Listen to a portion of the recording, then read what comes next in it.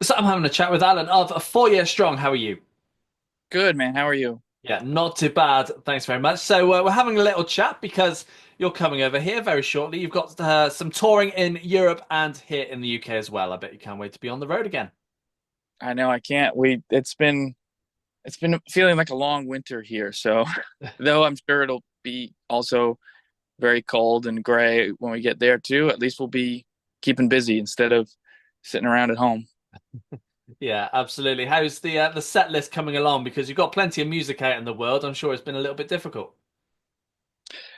It has been difficult. We just did a headlining tour in here in the States over the fall, and it was the hardest it's ever been to put a set list together because we had the new album out, and we're excited to play those, as many of those as possible, while also playing old songs and throwing some ones in there that we don't usually play from other records. And it was we were playing a long set Hmm. because we wanted to cover all our bases. And um, yeah, luckily uh, we kind of have a lot of songs because of that kind of rehearsed, to put together a set list for this upcoming tour, which we haven't done yet because we are habitual procrastinators.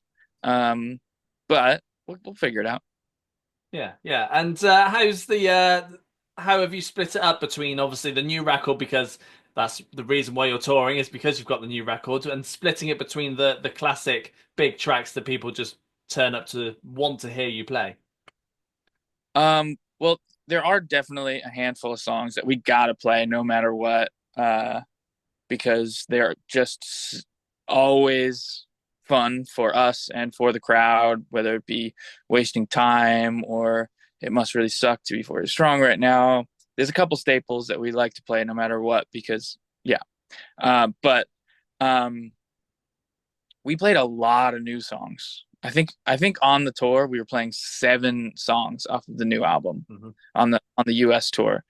And it was a little nerve-wracking at first because historically we've always been a band that it's hard to play new songs live. New songs are always kind of a lull in the energy because people don't know it as well, and then their favorite old songs kind of take off again, um, until those new songs are their favorite old songs. And this is kind of the first time we opened the set with 2 new songs, and that was kind of a risk because what Yeah. if the dead moment in the set was the very beginning, and then people were like, nah, I'm out. Um, but it went incredibly well. Like, it was a high point in the set. People were excited. We were excited because people were excited, and I think everyone was feeding off each other's energy. And um, the new songs were really. It, I don't know if it was just in my head because I was excited, but they really felt like a high point of the night. Every Mhm. night was when we would play Uncooked or Bad Habit or Aftermath, Afterthought, Dead End Friend. Like, all of these were such big, exciting moments. And partially because, like I said, it's it's rare that we've experienced that in our career, is that Mm. the new songs are like what people are excited to hear. So hopefully it's the same way when we go overseas. Yeah, I'm sure it will be. I'm sure you'll be absolutely fine. And as I've mentioned, you're touring because you released your latest record last year, Analysis Paralysis. For those who've not had chance to hear the record yet, tell us a bit about it. Well, I know it's crazy to say this because every artist probably says that their newest work is their favorite work, but it is for sure my favorite album the band has ever done. And I know I can speak for the whole band when I say that. Um, I think going into writing the album, we really just wanted to experiment a little bit more with things that are outside the box that we are fans of Hmm. musically. Because when you've had a career as long as we have, overall, that's obviously an overwhelmingly positive thing for us. But it's also creatively stifling sometimes because there's expectations. And to be honest, as I've grown into an adult man, I listen to less and less pop punk. Like Hmm.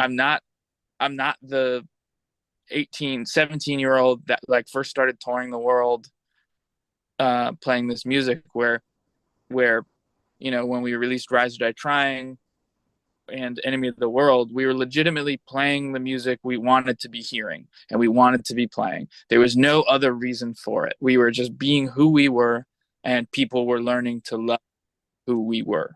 Um, and I like to think that it's part of that authenticity that made it connect with people.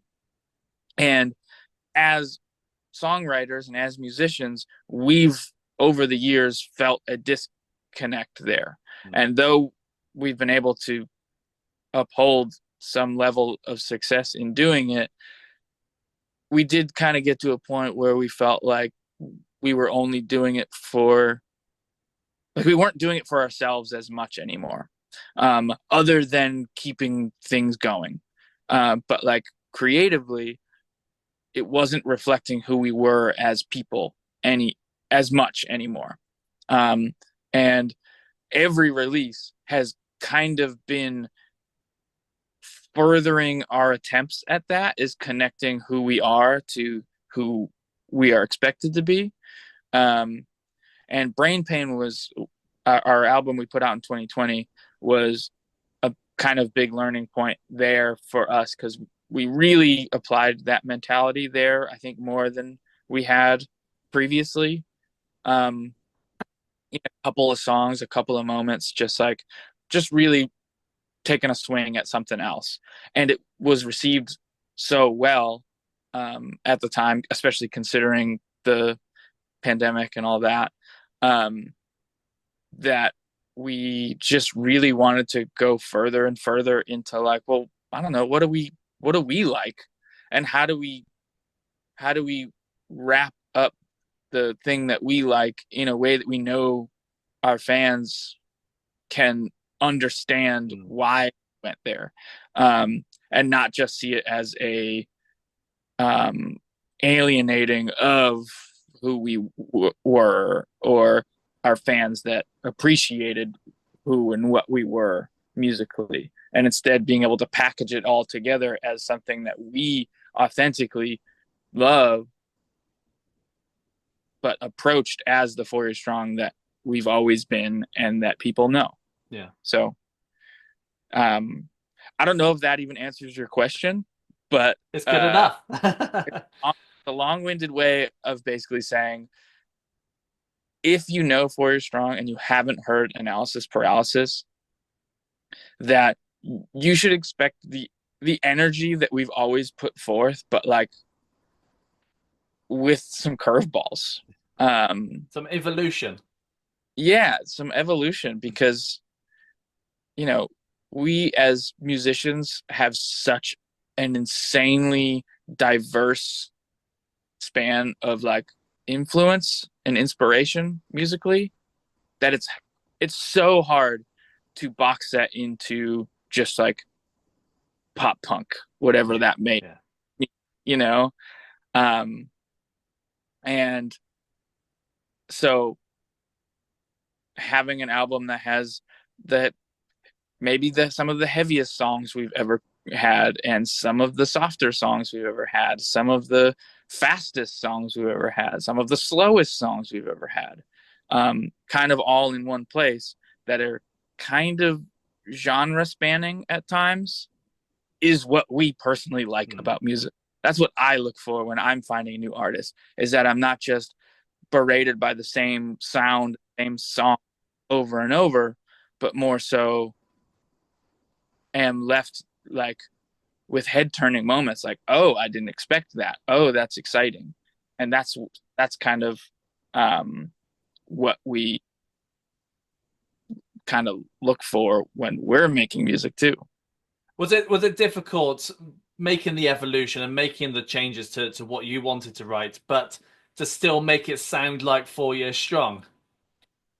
It was incredibly hard, especially at first. We had very, very real, very serious writer's block, um, and just decided to lock ourselves in a room for a month straight, um, and just work through that. And the first week was me and Dan picking up a guitar and being like, I don't even know how to make this thing sound like music anymore. Like everything that comes out of it sounds like been there, done that.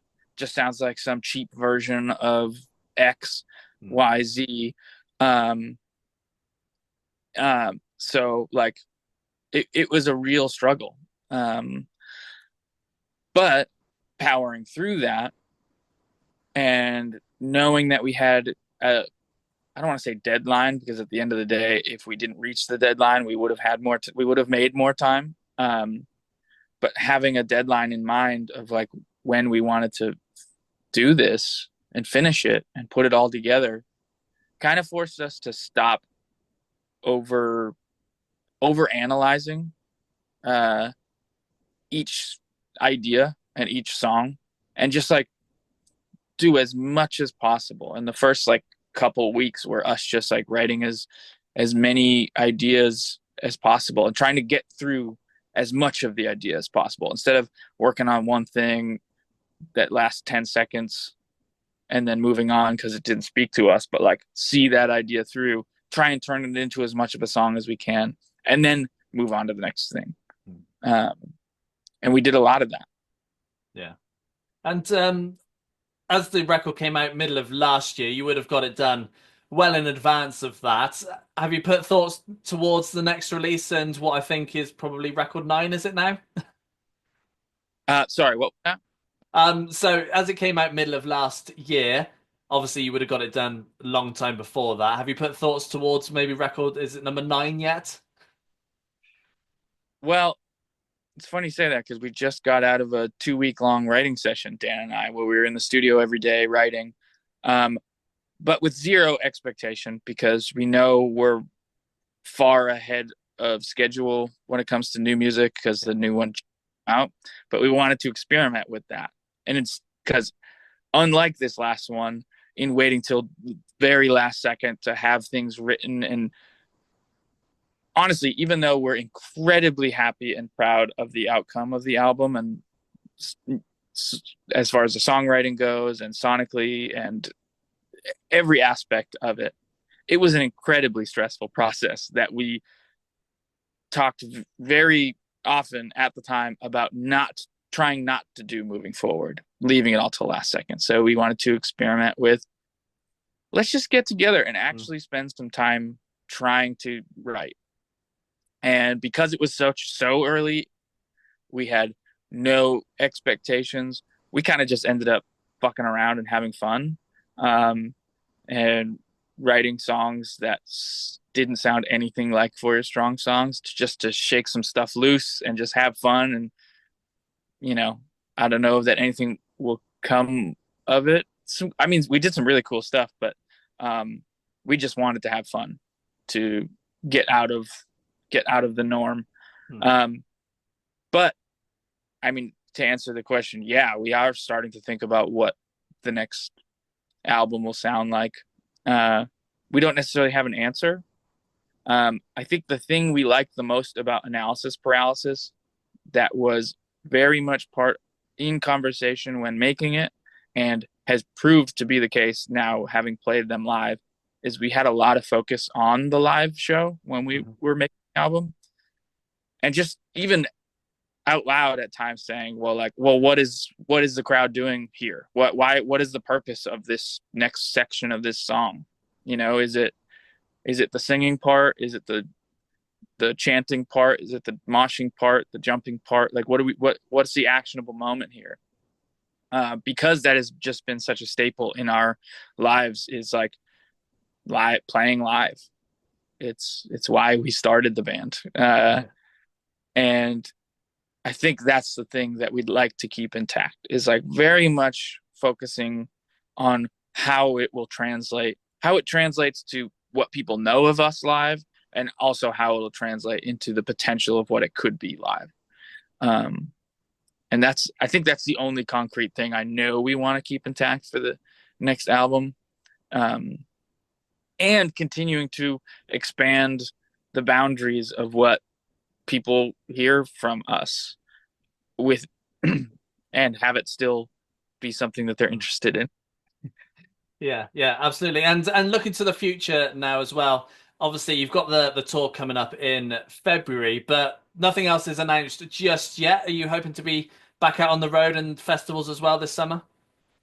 Yeah, we're doing a few things. We don't have a ton locked in for the year yet, um, other than a handful of things. But we are trying to keep busy because, again, the new album was uh, received very well from fans. That we want to try and get out there and play it because that's what it was made for. Yeah, yeah, absolutely. Alan, it's been a pleasure having a catch up with you. Yeah, absolutely. Thanks for having me.